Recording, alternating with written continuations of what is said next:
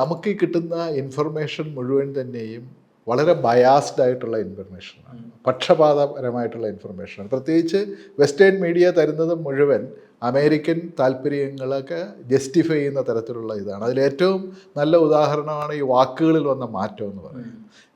ഇപ്പം ഔദ്യോഗികമായിട്ട് ടെററിസ്റ്റ് എന്ന് പറഞ്ഞ് ഡിസഗ്നേറ്റ് ചെയ്തിട്ടുള്ള അമേരിക്കയും ഐക്യരാഷ്ട്രസഭയും എല്ലാം ഡിസഗ്നേറ്റ് ചെയ്തിട്ടുള്ള ഒരു സംഘടന പെട്ടെന്ന് റിബൽസായി. ഇപ്പോൾ CNN മുതൽ AP വരെയുള്ള, അല്ലെങ്കിൽ ന്യൂയോർക്ക് ടൈംസ് മുതൽ വാഷിങ്ടൺ പോസ്റ്റ് വരെയുള്ള എല്ലാ പത്രങ്ങളും എടുത്തു കഴിഞ്ഞാൽ വളരെ പെട്ടെന്നാണ് ഇവർ റിബൽസായി മാറിയത്, ടെററിസ്റ്റ് റിബൽസായി മാറുന്നുണ്ട്. അപ്പോൾ തിരിച്ച് നമ്മൾ നോക്കുകയാണെങ്കിൽ ഇപ്പോൾ റഷ്യൻ മീഡിയ എടുത്ത് നോക്കിക്കഴിഞ്ഞാൽ അവർ ജിഹാദിസ്റ്റുകളെന്നാണ് വിളിക്കുന്നത്, ജിഹാദിസ്റ്റുകൾ ഇവരെ ഇതിറക്കിയിട്ട്. ഇറാൻ എടുത്ത് നോക്കിക്കഴിഞ്ഞ് കഴിഞ്ഞാൽ ഇറാൻ്റെ മീഡിയയും പറഞ്ഞിരിക്കുന്നത് ടെററിസ്റ്റുകളെന്നാണ് ഇത്. അപ്പം ഇതിൽ ഈ തരത്തിലുള്ള നമ്മൾക്ക് കിട്ടുന്ന ഇൻഫർമേഷൻ്റെ ബയാസിനെ മനസ്സിൽ വെച്ചുകൊണ്ട് മാത്രമേ നമുക്ക് ഇതിലേതെങ്കിലും തരത്തിലുള്ള ഒരു ഒപ്പീനിയനല്ല, എന്തെങ്കിലും തരത്തിലുള്ള ഒരു ഒബ്ജക്റ്റീവായിട്ടുള്ള ഇതിനെ ഒന്ന് മനസ്സിലാക്കാൻ പറ്റുള്ളൂ.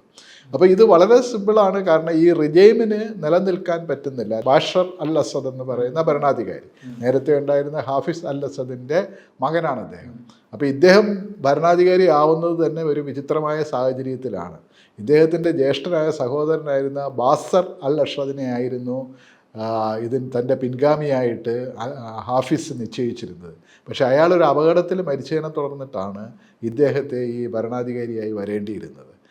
ഇയാൾ ബേസിക്കലി ഈസ് എ ഡോക്ടർ, ഒപ്തൽമോളജിസ്റ്റാണ്. അദ്ദേഹം ലണ്ടനിലാണ് പഠിച്ചത്. അദ്ദേഹത്തിൻ്റെ വൈഫ് ഒരു വിദേശിയാണ്, എനിക്ക് തോന്നുന്നു ഫ്രഞ്ച് കാര്യമോ മറ്റോ ആണ്.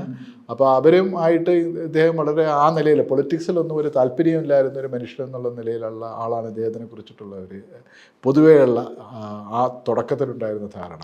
അപ്പോൾ ഇദ്ദേഹം പിന്നെ വരുന്നു, ഹാഫിസ് അൽ അസദ് 2000 മരിക്കുമ്പോഴത്തേക്കാണ് ഇദ്ദേഹം അധികാരം ഏറ്റെടുക്കുന്നത്. അപ്പോൾ അധികാരം ഏറ്റെടുക്കുന്ന ആ കാലത്ത് ഇദ്ദേഹത്തിനെ കുറിച്ചിട്ട് നമ്മുടെ ഈ വെസ്റ്റേൺ മീഡിയ എല്ലാം വളരെ പുകഴ്ത്തിക്കൊണ്ട് പറയുന്നു, വളരെ പ്രോഗ്രസീവും വളരെ ഇതുമായിരുന്നു അദ്ദേഹം തുടങ്ങിയ കാലത്ത് എന്നൊക്കെ പറഞ്ഞിട്ടുള്ള ഒരു സംഭവമായിരുന്നു. പ്രത്യേകിച്ച് ഈ പറയുന്ന അമേരിക്കയ്ക്ക് വേണ്ടിയിട്ടുള്ള റെൻഡിഷൻ എന്ന് പറയുന്ന ഒരു പ്രോഗ്രാം ഉണ്ടായിരുന്നു. അമേരിക്ക അവരെ ടാർഗറ്റ് ചെയ്തിട്ടുള്ള കക്ഷികളെ ഏത് രാജ്യത്തു നിന്നും തട്ടിക്കൊണ്ടു പോവുക, അത് പല രാജ്യങ്ങളെ ഏൽപ്പിക്കുക. അമേരിക്കയിൽ കൊണ്ടുവന്ന് ടോർച്ചർ ചെയ്ത് കഴിഞ്ഞാൽ അത് പ്രശ്നമാണെന്ന് പറഞ്ഞിട്ട് അവർ സിറിയ, ഈജിപ്റ്റ്, ഇങ്ങനെ പല രാജ്യങ്ങൾ, ടുണീഷ്യ, മൊറോക്കോ, ഇങ്ങനെ പല രാജ്യങ്ങളെ ഏൽപ്പിച്ചിട്ടുണ്ട്.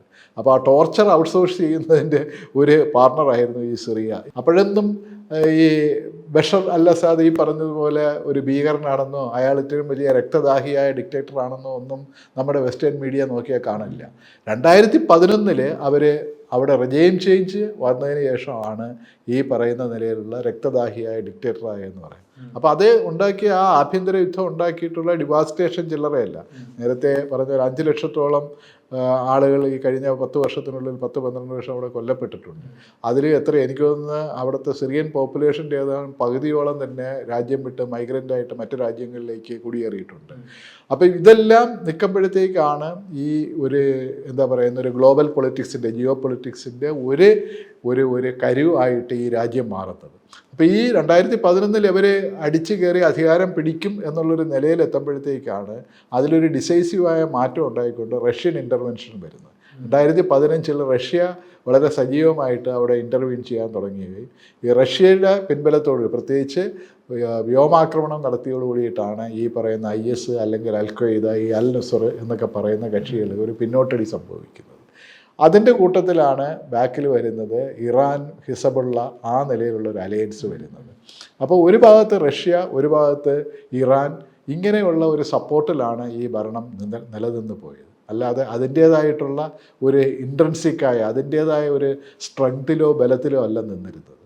അപ്പോൾ ഇപ്പോൾ ഏറ്റവും അത്ഭുതമായൊരു കാര്യം, എങ്ങനെയാണ് ഈ പറഞ്ഞ ഈ 2 ശക്തികളുടെ പിന്തുണയുണ്ടായിട്ടും ഇത്ര പെട്ടെന്ന് എങ്ങനെയാണ് മറ്റവർക്ക് അധികാരം പിടിച്ചെടുക്കാൻ പറ്റിയതെന്നുള്ളതിൻ്റെ ഒരു സംഭവമുണ്ട്.